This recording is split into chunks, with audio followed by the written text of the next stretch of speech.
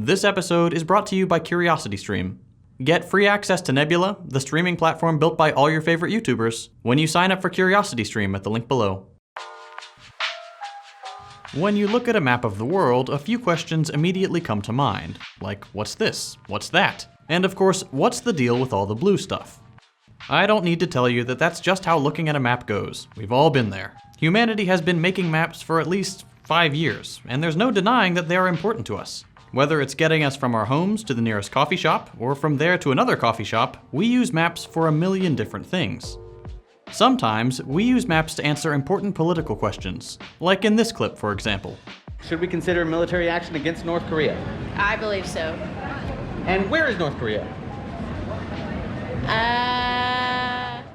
But sometimes, we use maps not to answer questions like, where's that place I want to bomb for some reason, or how many Lebanons can fit inside Syria once you've already included Rhode Island, but rather to ask questions.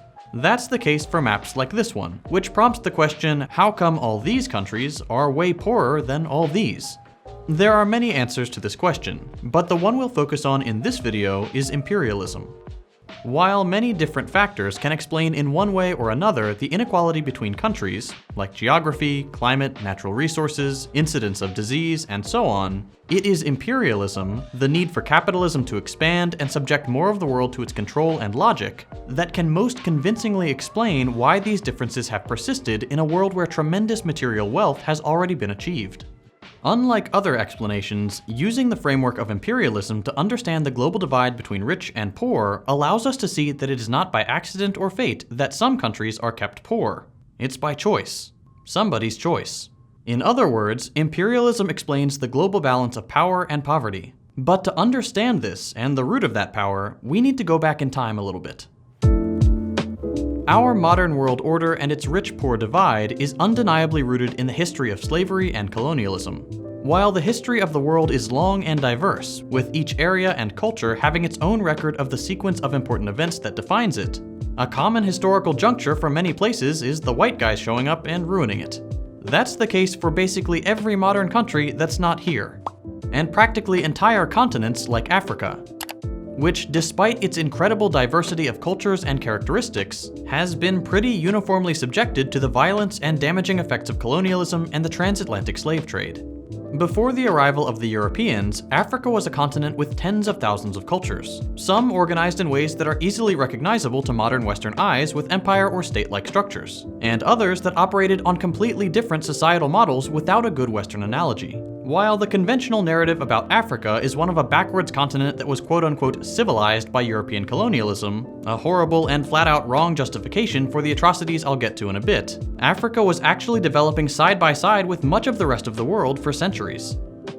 Historians note, for example, the advanced agricultural techniques like terracing, crop rotation, green manuring, mixed farming, and regulated swamp farming that made African topsoil rich and fertile for centuries, and the domestication of plants like millet, rice, and yams that was widespread on the continent. While this agriculture was not as productive as that in Europe and Asia, this was probably because land was abundant, and the organization of production around family units instead of feudal lords meant that self-sufficiency didn't require the same maximization that we saw in Europe, which ironically eventually led to the degradation of European soil, where Africa had achieved a more sustainable model. Then there were material goods. While Europe's Industrial Revolution had brought with it an abundance of goods, mass-produced in shiny new factories, especially textiles, African goods like leather, copper, iron, and cloth produced at the same time were praised for their craftsmanship, their durability, and their quality. This is not to say that because it was happening at a smaller scale that Africa did not experience abundance. Like Europe, Africa produced surplus, and used this surplus to trade, with complex economies emerging between the three continents of Europe, Asia, and Africa prior to the advent of slavery and colonialism. What I'm trying to say here is that while there were qualitative differences between the countries that are now considered the global north and the global south, it's not always clear that these differences made the global south worse off. Some of the first European explorers of the time say as much in their accounts of the continent, which I'm not going to read out loud because they're long, but I'll put an example on screen if you don't trust me that Europeans thought Africa was pretty cool and not, quote, underdeveloped like we might say today. Like everywhere else in the world, development in Africa was incredibly inconsistent, But even this cursory overview of African development before colonialism and slavery reveals that Africa, and more generally, non-Western geographies, were not predestined to occupy their role at the bottom of the global order like we might assume today. But this eventually changed. Back in Europe, things shifted, and for that, we can look to the Industrial Revolution and capitalism.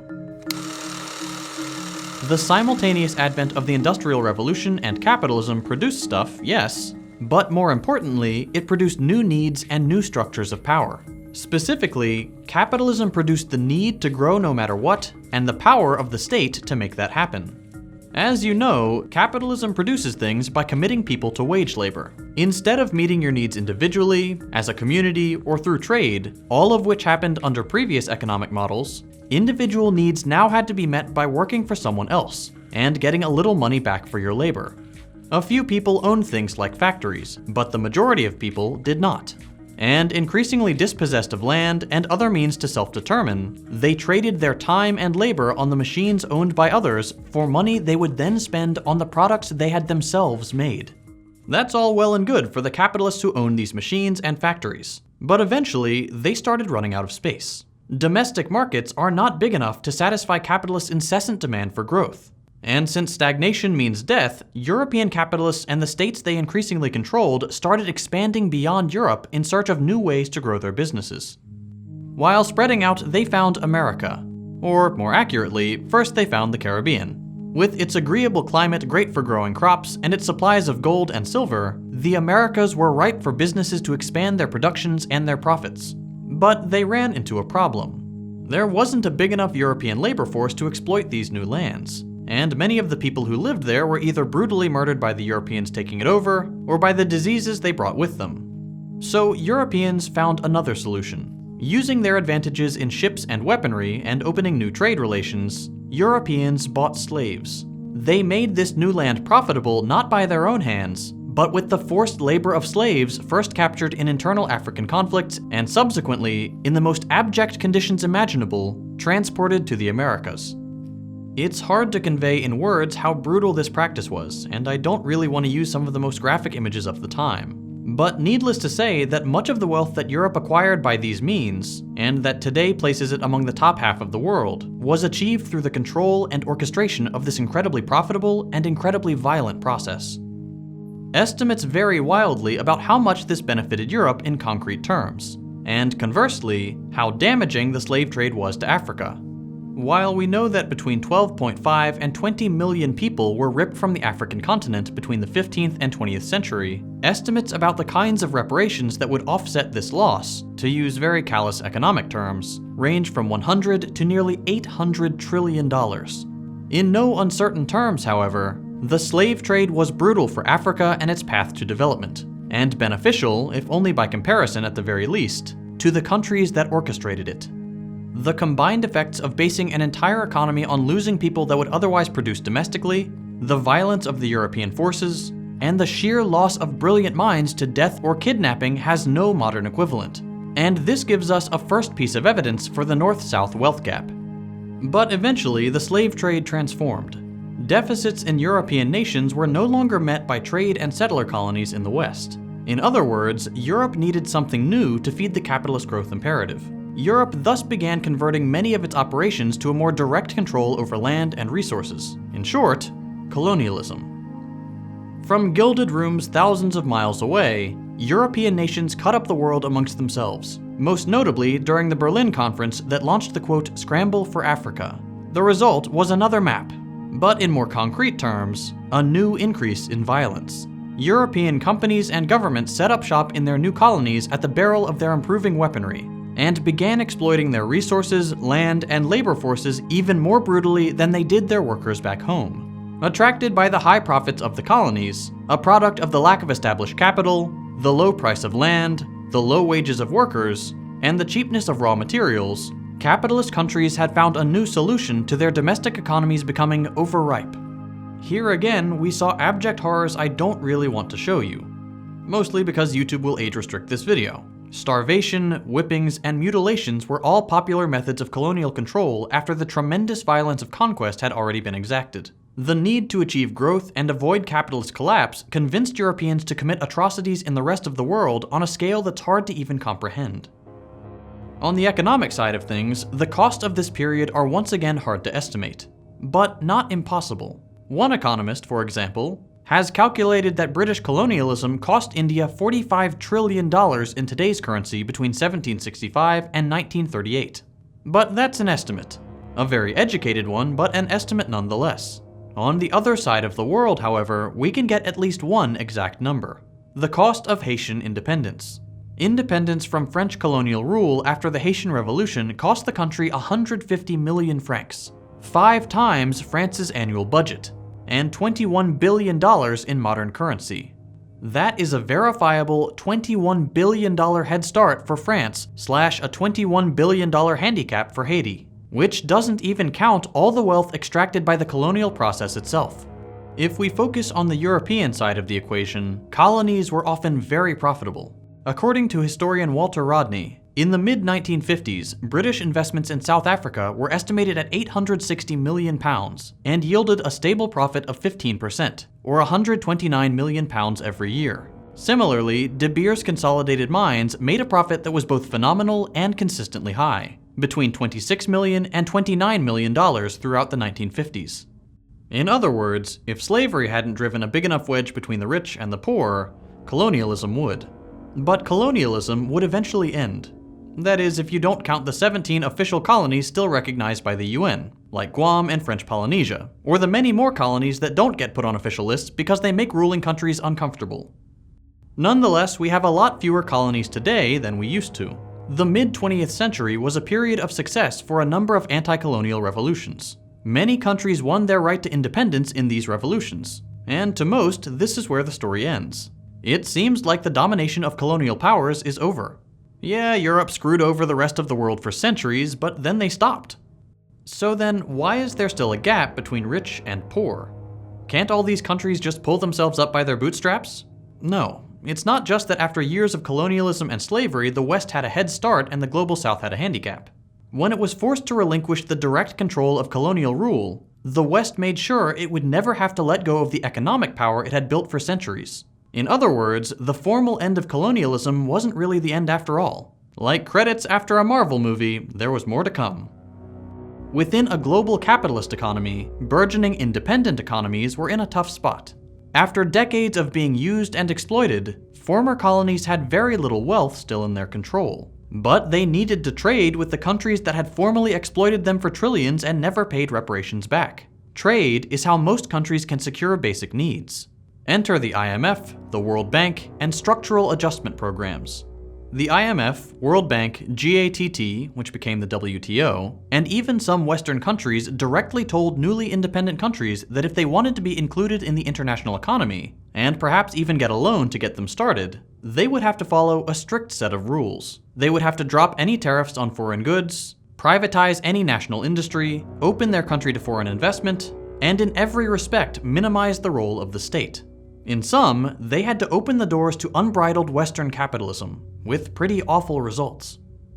Not only were the loans really for the benefit of Western organizations, a loan has to be paid back with interest after all, the rest of the requirements often had and continue to have devastating effects. These measures ended up inviting many foreign-owned companies into former colonies. Without the ability to level the playing field on international competition with protectionist tariffs, or large-scale investments into national industries, infrastructure, and common goods, global South countries were taken over by multinational industries. In the forced competition for shrinking export markets that the liberalization of trade produced, the global South was coerced into turning to Western companies and their direct capture of national resources. Today, as an example, Canadian companies operate 75% of the world's mining companies, many of which are located in Africa and in Latin America. In effect, resources that are located in the Global South and extracted by the workers of the Global South were forcibly opened up to, and ultimately produced profit for, Canadian business interests, not for these exploited countries. This is why the Global South is still so poor, because it's not just Canada. In just about every country in the Global South, in almost every economic sector, unprocessed natural resources leave the country's borders, extracted by low-wage workers, They're then processed in the global north into manufactured products, which in turn are sold back at a higher price to meet the global south's basic needs.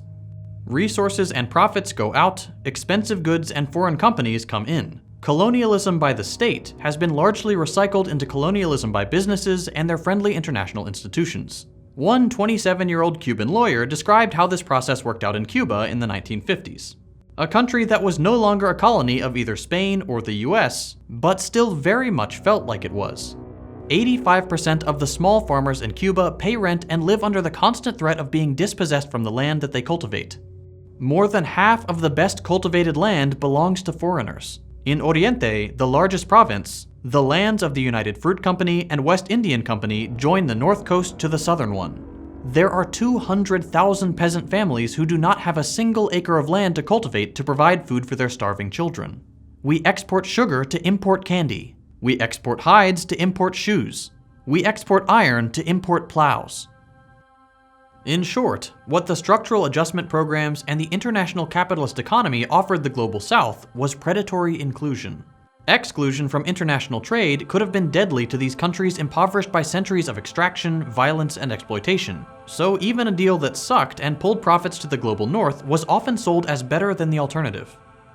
While some of these programs have been accompanied by economic growth in the global south, it is a much smaller growth than reflects the work done by poor countries, since most of the profit leaves for the north. And what growth does stay domestic mainly falls into the hands of the global south's wealthy who willingly collaborate with foreign companies for a cut of the profit. Today, these practices continue in full swing. Colonialism never really went away. In summary, the poverty of the world today is not an accident. It's the product of centuries of subjugation to imperialist forces, at the root of which was the need for capitalism to expand beyond the borders of Europe, and the means to inflict tremendous violence on the poor. That this system continues today is no accident. It's what makes the rich and powerful more money. As long as there is no economic challenger strong enough to end this system, capitalism will continue to rob the poor for the benefit of the wealthy. In this episode, we talked about the global south as a whole, but we specifically looked at Africa. If this video was interesting to you and you'd like to learn more about some of the wonders created on the African continent, I highly recommend you check out Planet of Treasures Africa on CuriosityStream. CuriosityStream is an established streaming platform with a solid track record of caring about great educational content and the financial security of those who produce it. They've got thousands of nonfiction titles from some of the best filmmakers in the game. As I've shared with you all many times before, YouTube doesn't treat its creators very well, especially channels with content like mine. That's why some of my creator friends and I teamed up to build Nebula, so we don't have to worry about demonetization. CuriosityStream has supported our efforts from day one, so we're super happy to be able to offer this bundle deal, and get you guys access to Nebula basically for free. Nebula is home to content from all your favorite YouTubers, all completely ad-free. Between the two platforms, there really is something for everyone. And by signing up at the link below, you're helping us produce more content like my original series, The New F Word, which YouTube would never allow on its platform. Give CuriosityStream a shot, and get free access to Nebula when you sign up using the link below. It really does help support my channel, and educational creators all across YouTube. If you enjoyed this video, consider dropping a like. If you hated it, a thumbs down. You can check out my previous content by clicking the links on your screen. Thanks for watching, and I'll see you next week.